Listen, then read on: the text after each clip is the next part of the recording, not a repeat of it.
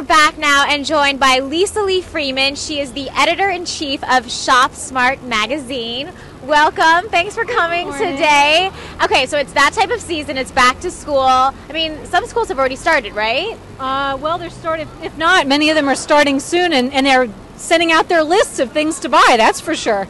Okay, so everyone wants to know how you can save money when shopping for back-to-school supplies. You have a bunch of tips. Absolutely. So what are they? Well, one of them is to buy in bulk, because when you buy in bulk, you could really save a lot of money. And the way to do that is go to the warehouse stores or go to websites like samgeddes.com or discountschoolsupply.com. But you want to shop with other moms because it's a lot of stuff in order to save the money.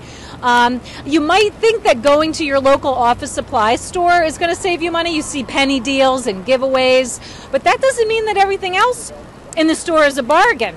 So I think you have to be careful. You know, you may think that there's really good deals locally, but sometimes it really is better off to go to the warehouse stores. Wow, so you plan a trip with a bunch of, fellow moms and with your kids, and you buy in bulk. Now, how do you, decide what to get if people need different things?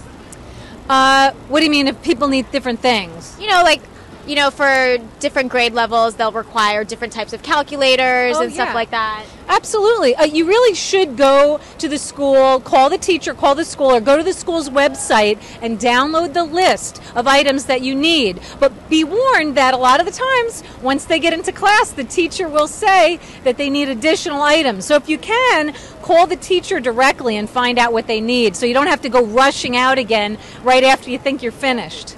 Okay, so buy in bulk. Yes. What's another tip? Well, another tip would be to go to swapping sites or have a swap party with other moms.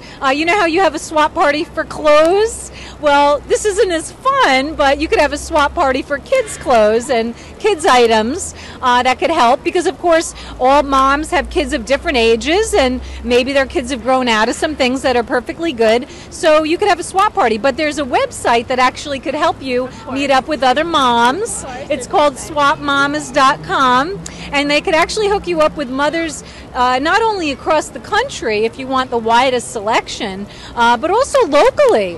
So right here, Westchester County, there's a Swap Mamas Club. So, that could really help a lot. That's great. One person's trash is another person's treasure, right? That's right. Now, is there, can you guarantee the quality of those items on the website? Well, it's usually described what kind of quality the items are in. In fact, sometimes they have these cute little abbreviations like NWT, which means new with tags, or EUC, which means excellent used condition. So, read those little descriptions so you're not disappointed when it comes in the mail and it's not quite what you expected. Some good advice, because if it says not in great condition and you just miss that, that would be bad. You might want to know. Another tip that I have is if you're going to be needing electronics. A lot of kids nowadays need computers.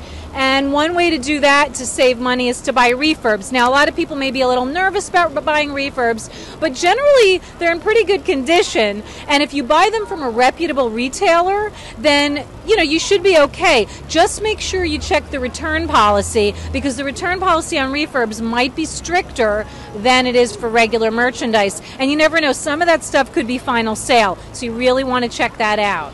That's a great idea, because I read somewhere that the average lifespan of a computer which someone owns is 2 years. Yeah, I mean, they're getting outdated so quickly now, and especially if you're buying one for a small child or younger child, it really doesn't pay to spend a lot of money on a computer because it's going to be out of date in a couple of years anyway. Another piece of advice I have is, especially for smaller children, is to buy a netbook. These are like mini laptops, and they're not as powerful, so they may not be able to play all their big games, their fancy games, but they can do Facebook, email, all their homework. So that's the thing to buy. You could pick them up for refurb for as little as $250 and up. But even brand new, they're very inexpensive. They're only a few $100s. And we test them at ShopSmart, which is part of Consumer Reports. And some of the models we like are the Asus E. Dell has a good model. So that's definitely worth checking out. And they're very cute. And yet they won't weigh down your child's backpack, which is another benefit. Is there one item that you should splurge on, that you shouldn't, try to buy cheaply?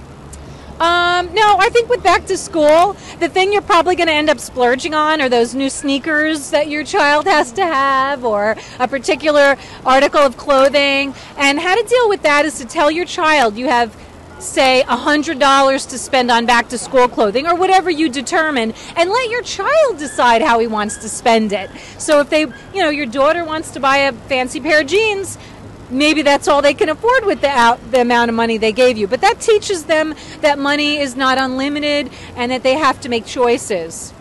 What is the normal budget, for back to school shopping? What do most people spend?